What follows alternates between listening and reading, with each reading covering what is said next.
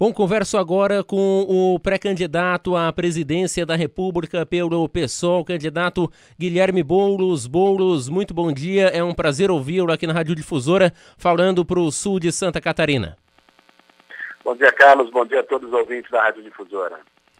Boulos, antes de entrarmos na pré-candidatura, falarmos também da situação atual, econômica e política do Brasil, gostaria que você falasse sobre a sua vida, a sua biografia, como que foi a sua entrada nos movimentos sociais. A gente sabe que você, aos 20 anos, deixou a casa dos pais para se juntar ao MTST. Conta pra gente, por favor, como é que foi o seu início na vida pública.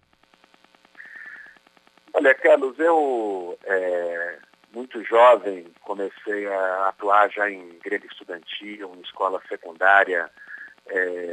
Venho de uma família de classe média, meus pais são médicos em São Paulo, mas passei a me indignar com aquilo que é o abismo brasileiro, né, com que é a desigualdade no nosso país, e que estranha muito que não nos indigne a todos muitas vezes, né?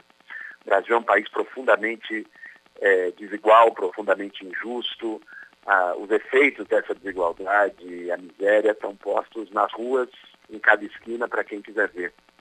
E eu vivia na minha adolescência, na minha juventude, como qualquer outra pessoa, com a minha família, jogava bola, ia para o estádio de futebol, cuidava das minhas coisas. Mas essa realidade, de algum modo, se impôs para mim como uma questão fundamental, e passei a atuar primeiro na escola, no movimento secundário, depois fui me dedicar à causa daquelas pessoas que precisam de moradia, né? É um problema gravíssimo no Brasil. São mais de 6 milhões de pessoas sem casa no país hoje, segundo dados oficiais, e que não têm um atendimento adequado do poder público. E estão muitas vezes em ocupações, às vezes há um preconceito enorme com isso, de que as pessoas que participam de ocupação, sem teto, são vagabundo, querem levar vantagem, e um preconceito que expressa um profundo desconhecimento, né, do que faz as pessoas participarem desse tipo de movimento. As pessoas entram no movimento não por escolha, mas por completa falta de escolha, de alternativa, por um problema social gravíssimo que nós temos no país. E eu me juntei a essa luta, e há 16 anos estou ao lado, com muito orgulho, das pessoas que lutam por moradia no Brasil.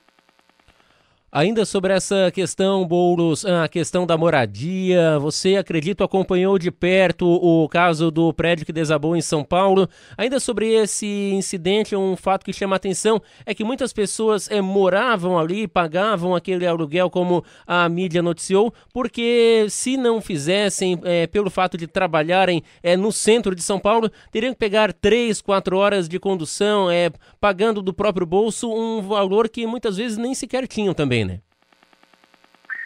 Vamos entender bem o que aconteceu naquele caso, é importante, porque aquilo virou muita fake news, muita mentira foi espalhada em cima daquela tragédia. Aquele desabamento, ele começou há 20 anos atrás, quando o antigo proprietário deixou o prédio absolutamente abandonado, se deteriorando, não houve uma fiscalização do poder público.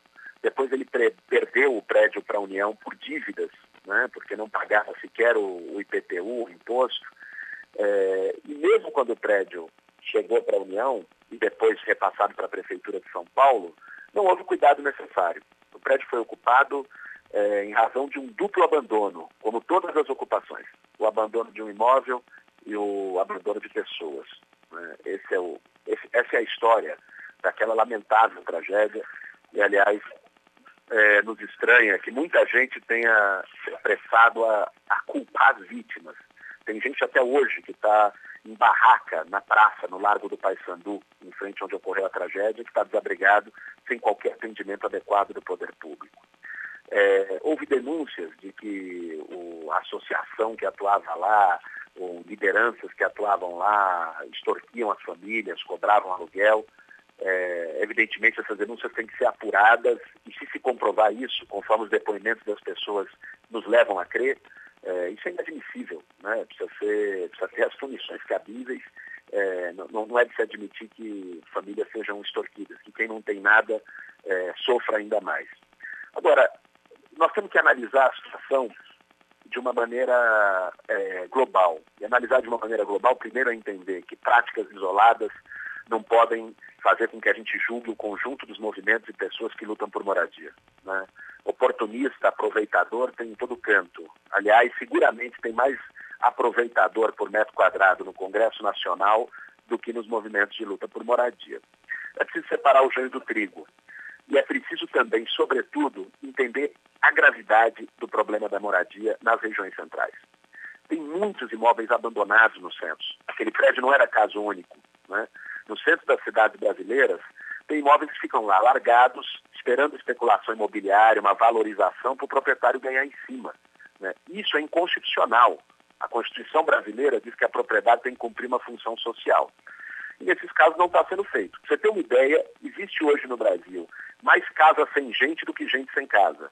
Como eu disse no início, são 6 milhões e 350 mil famílias sem casa e 7 milhões e 900 mil imóveis abandonados. Isso é um cenário drástico. Esses imóveis, em geral, estão nas regiões centrais e precisam ser desapropriados, é o que nós vamos fazer se ganharmos essas eleições, desapropriados e destinados para a moradia popular. Nós temos que acabar com esse mito que pobre não pode morar no centro. Isso é um preconceito.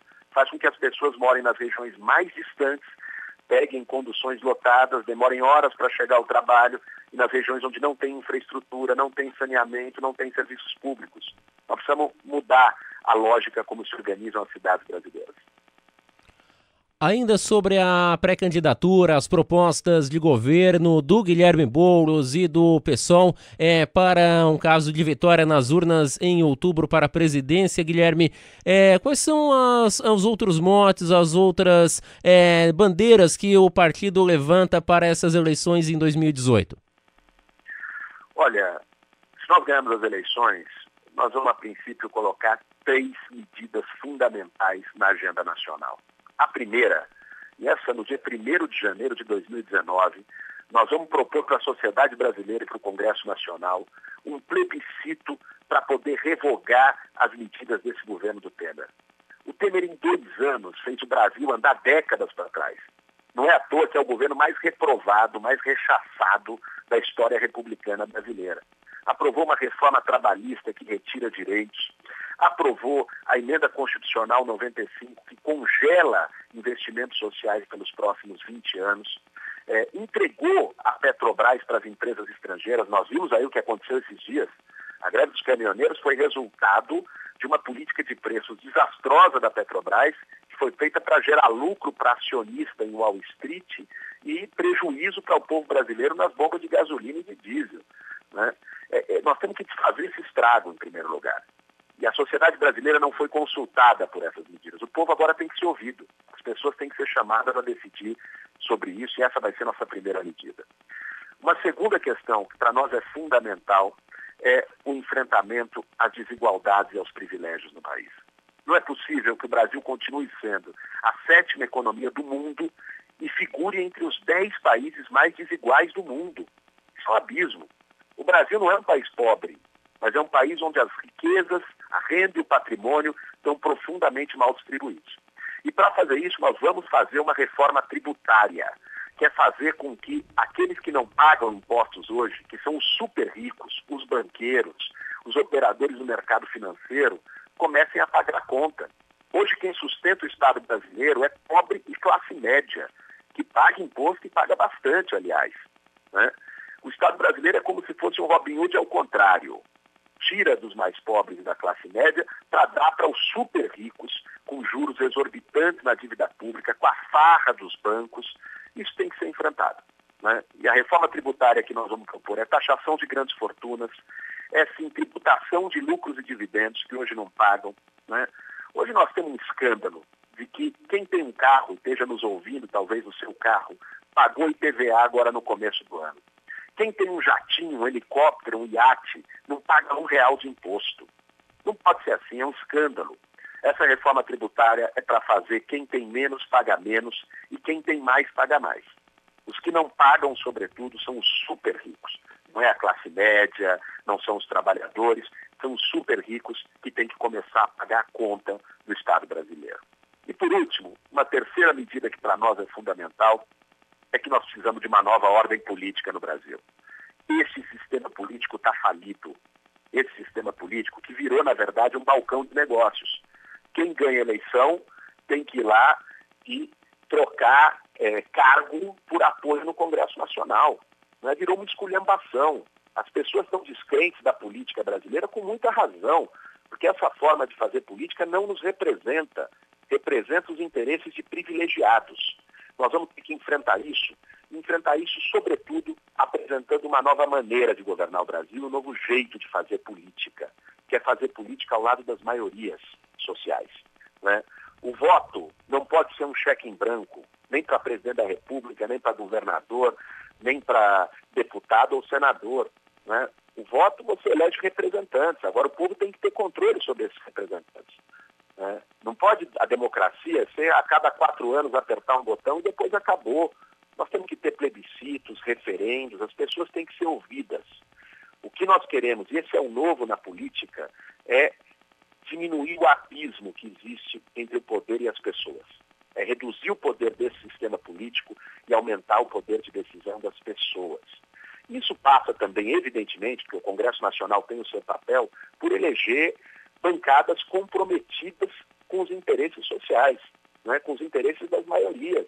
Hoje a eleição de bancadas no Congresso, nós sabemos, está comandada por máfias, por grupos de interesse. E aí em Santa Catarina nós temos com certeza alternativa, né? Tem o Afrânio que vai sair para deputado federal, um nome importantíssimo, hoje vereador de Florianópolis, e o pessoal está apresentando no Brasil todo bancadas comprometidas com os interesses populares. Outra questão, Boulos, ainda com relação às suas propostas de governo para as eleições presidenciais, segurança pública, nós temos de um lado a extrema-direita, em que há um candidato que afirma que armar a população pode ser uma saída.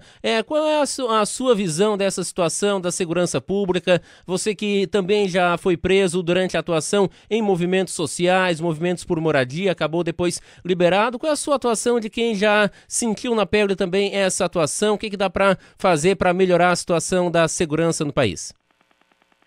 Olha, primeiro só um esclarecimento, Carlos, é importante, porque às vezes o ouvinte não conhece a situação que você se referiu, né?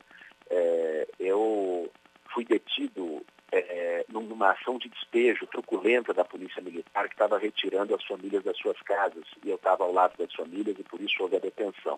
Ao contrário de candidatos ou outros que estão por aí, que já foram detidos por razões bem menos nobres, né? Não é esse o caso. Agora, nós temos que tratar a segurança pública de maneira séria e não com populismo em cima da violência. Tem gente que faz populismo eleitoral em cima dos corpos e da violência. Isso não pode ser admitido. Se nós olharmos, olha, é compreensível que as pessoas estejam inseguras e com medo, né? O Brasil é um país profundamente violento. Esses índices não têm melhorado. E, aliás, esse é um ponto importante para se refletir. Esse modelo de segurança pública está falido, né? Que é baseado na repressão, é baseado na violência, é baseado em mais polícia, em mais presídio. A população carcerária brasileira dobrou nos últimos 10 anos. E a sociedade não ficou mais segura por isso, né? Nós temos um modelo violento, caro e ineficaz. Precisa ser mudado profundamente. Nós temos no Brasil a polícia que mais mata e a polícia que mais morre. Alguma coisa está errada. E a solução não é distribuir arma para as pessoas. Em nenhum país do mundo isso deu certo. Imagine você, qualquer briga de trânsito que alguém se desentende, se as pessoas estão armadas, vira um homicídio em potencial. Dizer que vai acabar com a violência distribuindo arma para as pessoas é a mesma coisa que dizer que vai combater o alcoolismo distribuindo cachaça, né? É um contrassenso, não faz sentido. Isso é populismo de gente que quer ganhar voto em cima da insegurança e do medo das pessoas. Nós temos que enfrentar isso e defender políticas que sejam consequentes. Nós precisamos reformular o modelo de polícia no Brasil, passando pelo ciclo completo. Uma polícia que invista muito mais em inteligência e integração do que em pancadaria. Pancadaria não tem resolvido, né? Então, nós temos que investir em inteligência, por exemplo, para combater o tráfico de armas. Um dos maiores problemas da violência e do homicídio no Brasil é o tráfico de armas interno. E isso se fiscaliza com inteligência, se fiscaliza com investigação. Isso tem que ter um investimento de polícia nessas áreas, né? É isso que nós acreditamos como um caminho para o problema da segurança pública no Brasil. Mais violência, mais pancadaria da parte do Estado não vai reduzir a violência na sociedade. Essa é uma equação errada e que joga apenas com um sentimento de insegurança que a sociedade legitimamente está. Uma das vítimas dessa violência foi a sua companheira de partido, vereadora Marielle Franco, no Rio de Janeiro. Qual era o seu contato com a vereadora? Como é que o partido, como é que você está lidando? Como é que vocês receberam a notícia do assassinato dela e do seu motorista? Olha, o que aconteceu com a Marielle, visivelmente, foi um crime político. Marielle é uma companheira nossa de partido, uma pessoa que todos nós, e eu particularmente, tinha maior estima, respeito e admiração. E veja, a Marielle passou por muitas barreiras. Marielle é uma mulher negra que veio da favela, né, e que enfrentava todo tipo de preconceito na política, né? A política tem a porta fechada para quem vem de onde a Marielle veio, né? E ela foi brutalmente, covardemente assassinada num crime político, que, aliás, não foi devidamente esclarecido até agora. Já se passaram 2 meses e o Brasil não sabe ainda quem matou a Marielle e o Anderson, seu motorista, e, sobretudo, quem mandou matar. Nós seguimos exigindo justiça por Marielle, o PSOL, nosso partido, está acompanhando de perto as investigações no Rio de Janeiro. Isso é fundamental. Mas, além de exigir justiça, nós temos um compromisso, uma responsabilidade, que é a responsabilidade de levar adiante as ideias que a Marielle sempre acreditou, as ideias pelas quais ela deu sua vida. Que Marielle tinha lado, e o lado dela era o lado das maiorias, era o lado da justiça social, né? Era o lado do enfrentamento à violência, inclusive a violência da polícia nas comunidades. Esse era o posicionamento da Marielle, sempre foi. E as ideias não se matam, as ideias são a prova de bala, né? E nosso desafio é levar adiante as ideias que a Marielle sempre acreditou. Essa é uma homenagem que nós podemos fazer a ela. Lhe peço a gentileza de 2 perguntas para liberar o Guilherme Boulos.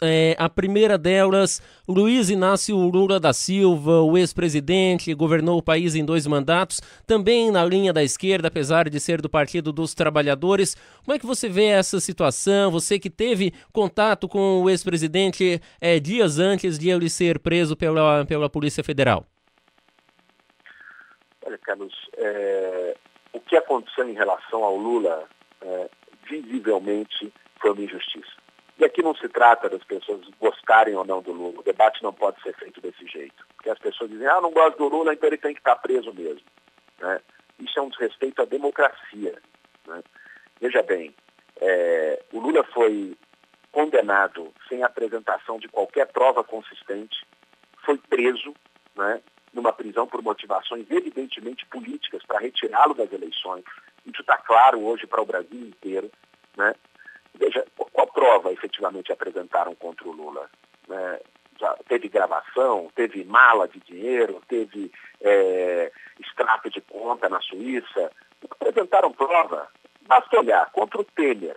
Contra o Temer tem gravação dele comprando o silêncio do Eduardo Cunha no porão do Palácio.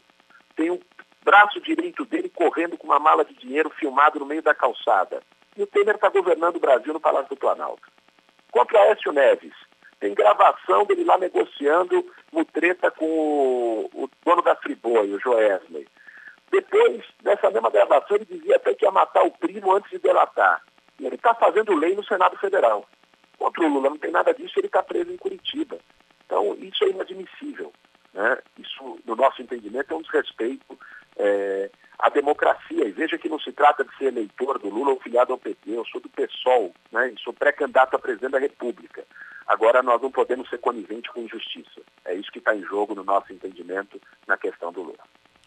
Para finalizar, Boulos, não posso deixar de questioná-lo sobre a paralisação dos caminhoneiros, o movimento que movimentou o Brasil, ainda movimenta. Qual é a sua visão? Até que ponto esse movimento é legítimo? Até que ponto ele é válido? E a posição também do governo em ceder em algumas reivindicações. Por outro lado, ainda com a expectativa de que esses impostos que foram retirados acabem de uma forma ou de outra retornando em cobranças à população. Olha, para entender o que aconteceu esses dias no Brasil e a greve dos caminhoneiros, nós precisamos entender o que foi feito com a Petrobras, com a política de preços da Petrobras, pelo senhor Pedro Parente, indicado pelo Michel Temer. No meio do ano passado, eles mudam a política de preços da Petrobras com o objetivo claro de dar lucro para acionista estrangeiro. O que eles fizeram foi atrelar o preço do combustível aqui nas refinarias e na bomba ao preço internacional do barril de petróleo. Esse atrelamento direto com variações diárias é uma excrescência, isso é um absurdo. Porque qualquer avião que cai na Arábia Saudita vai se refletir no dia seguinte na bomba de gasolina em Criciúma, em qualquer parte do país, né? E veja você, sem incidir em nada no custo de produção. Isso, evidentemente, faz com que a Petrobras perca competitividade, fortaleça as empresas que vêm de fora, né? E, ao mesmo tempo, a gente fique atrelado o preço da gasolina ao preço do dólar. Vou dar um exemplo claro para quem está nos ouvindo.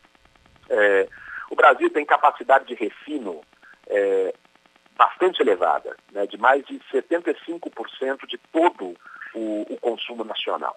Né? Chegou a ser 90%, agora diminuiu, porque não estão mais fazendo as refinarias. Agora, quando o petróleo cru, que sai do pré-sal ou de qualquer produção de petróleo no país, vai para a refinaria e refina aqui, né, a gente faz o preço aqui. Quando bota o petróleo cru lá fora, refina lá fora e compra depois como gasolina ou diesel, né, a gente compra atrelado ao preço do dólar, porque no mercado internacional funciona em dólar. O preço do dólar cresceu de forma expressiva nas últimas semanas, nós temos uma crise cambial na Argentina e se refletiu no Brasil, e com essa instabilidade aumentou o preço. Então veja, nós temos que fazer o refino aqui dentro. E olha o absurdo, as refinarias da Petrobras estão operando com menos de 70% da sua capacidade, por uma política para garantir a entrada das importadoras, das empresas que vêm de fora. Essa política é um desmonte, é uma privatização branca da Petrobras que está sendo feita. Ela é inadmissível e ela foi a responsável por essa crise. A greve dos caminhoneiros tem a sua legitimidade porque o problema gerado foi o problema gerado pelo Michel Temer e pelo Pedro Parente, que esse aí, se tivesse vergonha na cara, tinha pedido para sair. Continua aí na maior cara lavada, tendo produzido essa crise toda no país. Né? É isso que está em jogo, essa crise dos combustíveis é expressão do desmonte que estão fazendo. Concluo só mencionando duas questões, Carlos. Uma delas é a seguinte: quando a gente faz esse debate, algumas pessoas dizem, mas roubaram a Petrobras, o problema está no roubo. Olha, é evidente que teve corrupção na Petrobras, isso hoje está posto. Agora, se alguém assaltar a tua casa, você vai fazer o quê? Você vai entregar a tua casa para o vizinho ou você vai melhorar o sistema de segurança?